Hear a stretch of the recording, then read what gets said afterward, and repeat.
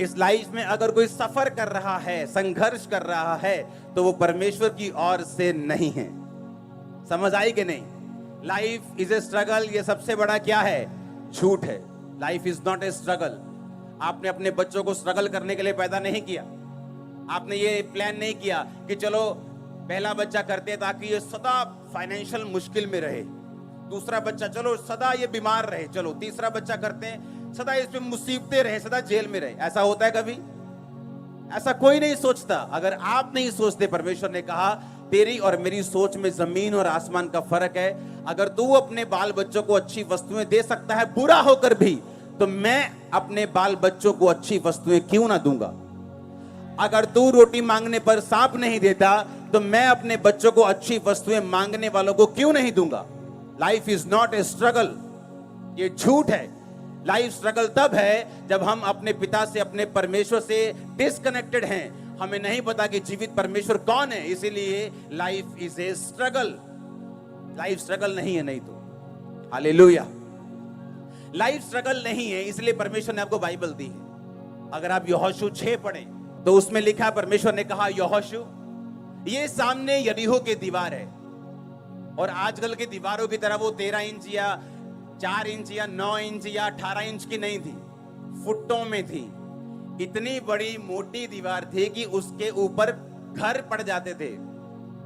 समझ आ रही कि नहीं?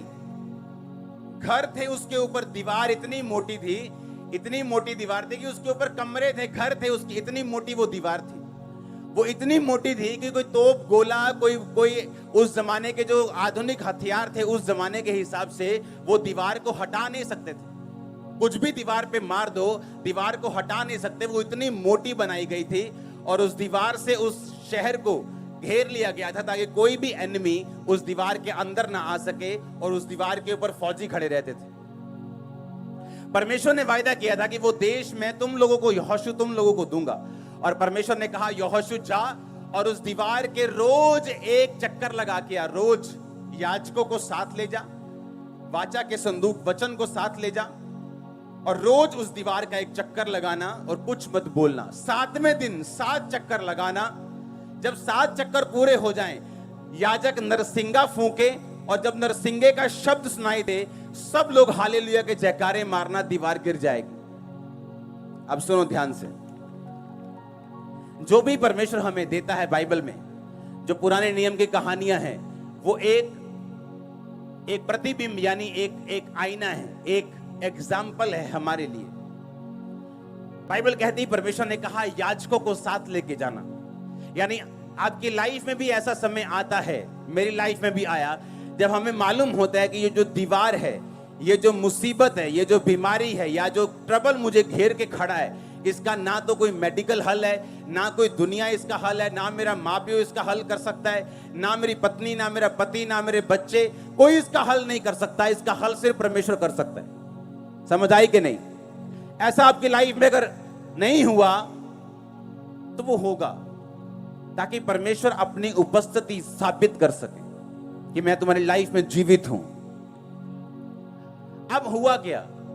बाइबल कहती जैसे ही वो जा रहे थे, उन्होंने 7 चक्कर लगाए।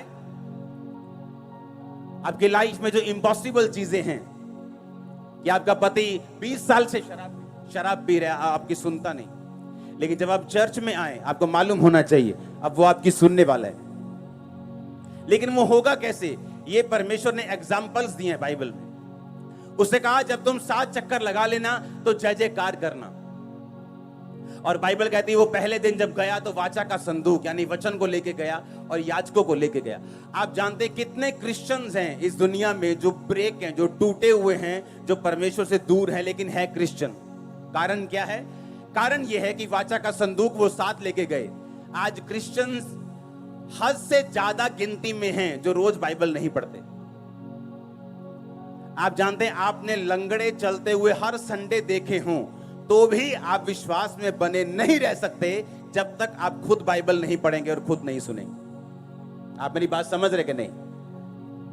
आपने अपने सामने मुर्दा जिंदा होता देखा हो, अंधे देखे हो, पागल संगलों से छूटे हुए देखे हो, तो भी आपको वचन पढ़ने की जरूरत है। आपको मालूम?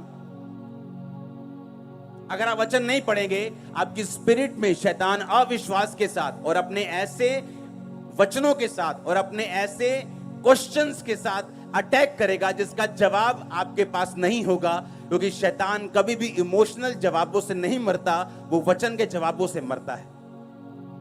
आप समझ रहे क्या? हाँ, आपके इमोशंस क्या है कि आपने लगड़े चलते हुए देखे, वो इससे नहीं मरता। आपके अंदर वचन क्या है? और बाइबल कहती है वो वचन को साथ लेके गए, वचन उठाया हुआ था। दूसरा, याजकों के साथ। आज कितने क्रिश्चियंस हैं जिनके साथ जो अच्छी चर्चों से संबंध रखते हैं? कितने क्रिश्चियंस ऐसे हैं जिनके साथ ऐसे याजक हैं जो परमेश्वर के करीब हों? फिर वो कहते हैं वो दीवार क्यों नहीं गिरी? फिर वो कहते हैं हमारी लाइफ में जो इम्पॉसिबल काम है वो पूरा क्यों नहीं हुआ? परमेश्वर कहां है? अरे परमेश्वर तो वही है जहां वो था। परमेश्वर तो तब भी था जब यरीहो की दीवार नहीं गिरी थी, वो तब भी था जब गिरी थी। अब बात यह है कि परमेश्वर की हुक्मों को, उसकी आज्ञाओं को, उसके जो हुक्म हैं उन्होंने माना कि नहीं माना। और परमेश्वर का हुक्म था, अगर तुम इम्पॉसिबल दीवार को गिरते हुए देखना चाहते हो तो याजकों को लेके जाओ, याजकों को सुरक्षित रखो और याजकों को के साथ जो वाचा का संदूक है वो हो।